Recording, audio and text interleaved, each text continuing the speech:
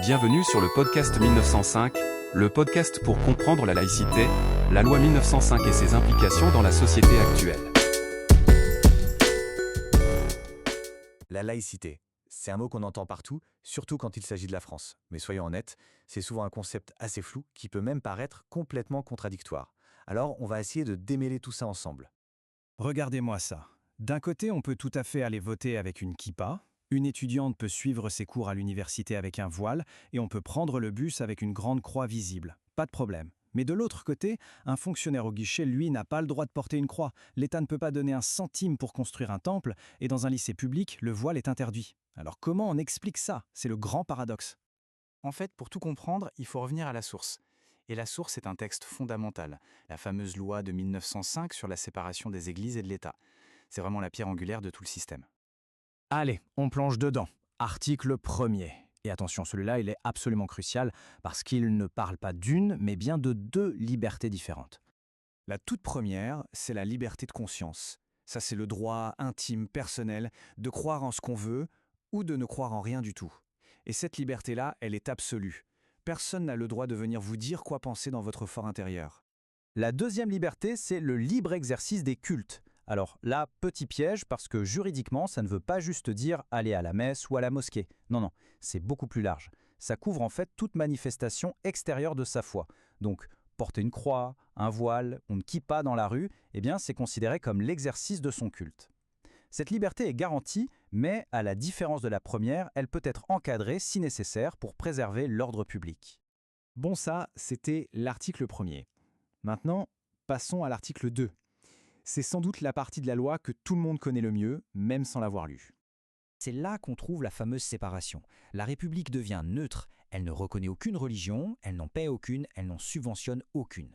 Mais attention, le point fondamental, c'est que cette neutralité de l'État, ce n'est pas le but final, c'est l'outil, le moyen qu'on a trouvé pour garantir ce qu'il y avait dans l'article 1, l'égalité parfaite entre tous, croyants comme non-croyants. Mais au fait, pourquoi une loi aussi radicale? Pourquoi est-ce qu'on a eu besoin d'inscrire ça dans le marbre? Eh bien, il faut se rappeler que ça ne s'est pas du tout fait dans la douceur. Le contexte de l'époque était électrique. Imaginez l'ambiance au début du XXe siècle. La République est en guerre ouverte contre l'Église catholique, qu'elle trouve beaucoup trop puissante. Ça commence en 1902 avec la fermeture de centaines d'écoles catholiques. En 1904, on va plus loin. Rupture des relations diplomatiques avec le Vatican. Le vote de la loi en 1905, c'est le point culminant de ce conflit, qui va même dégénérer en violence physique. Et quand on parle de violence, on ne parle pas de petites bousculades. Certains historiens parlent d'une quasi-guerre civile. Par exemple, en 1906, au moment de la crise des inventaires, quand l'État a voulu faire la liste des biens des églises, eh bien ça a provoqué des émeutes et il y a eu des morts.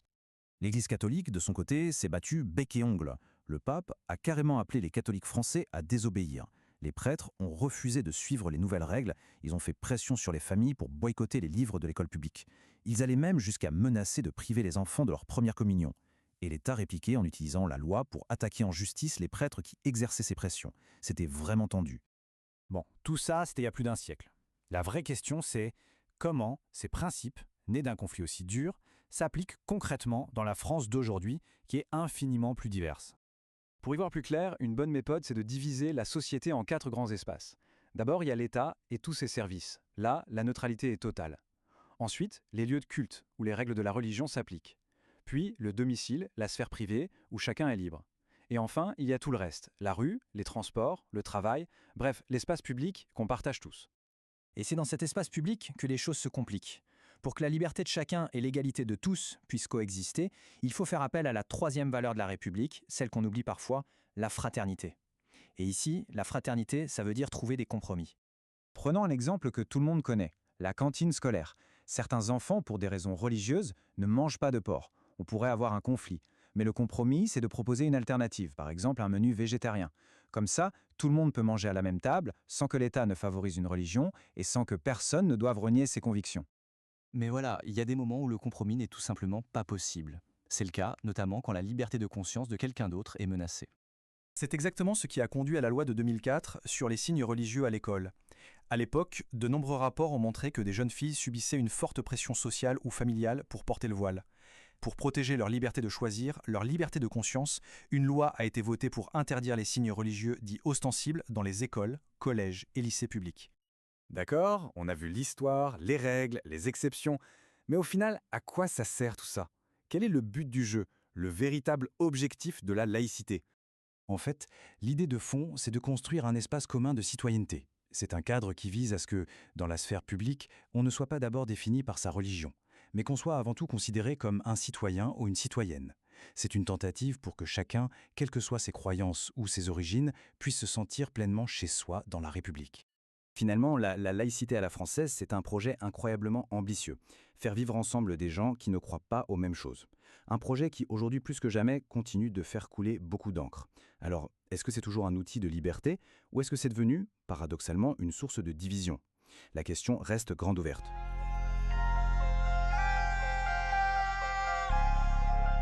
Merci d'avoir écouté ce premier podcast introductif. Je vous dis à très bientôt pour de nouveaux podcasts.